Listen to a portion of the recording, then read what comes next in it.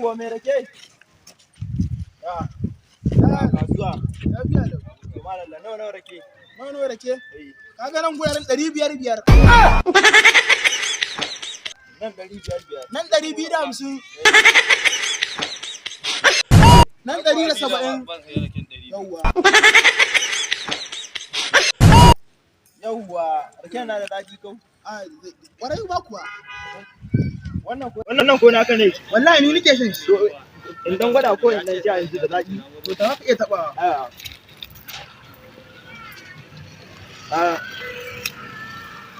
A gaskiya raken ba laifi. Wallahi. Yawwa. Nawa za a yanka ma? Yanko man na 500. To zaɓo da kanka. Sai haka ai hakuri da ni. To dama ai shi kwastoma ai abun a tarereyo ne. Aha.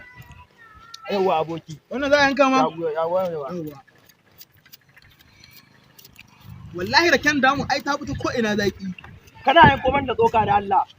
Ya haƙuri dan Allah garin sauri ne. Idan ba in je kai wasa ko biyar ba zan baka ba. Sai zaka rinka wannan din da kyan.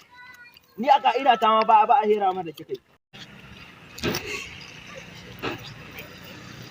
Biyar ko? Ai gaskiya da raken ka ba laifi akwai ran. Kai! Dakata da Allah. Wallahi ai raken nan kana ji? Raken nan da ka gani. Zuma ce ake zubawa ciki ba ma wai ainihin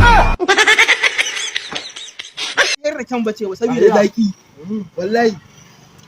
Sorry ka bani kuɗi na nan. Sai rake. Yawwa gani. Ga rake. Kai zo. Ya za ka bani naira 100. Kai! Dakata da Allah. Ya. 100 ce fa.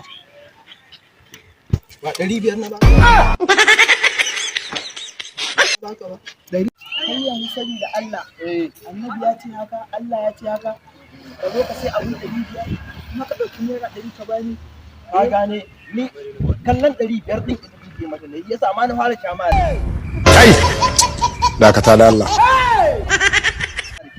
Ga ɗin nan in za ka yi kai kan ma ka rina mana wayo kai mu wa kana ganin mu da kuɗi na ka bani kai yara ka rina mana wayo kai wannan kake sa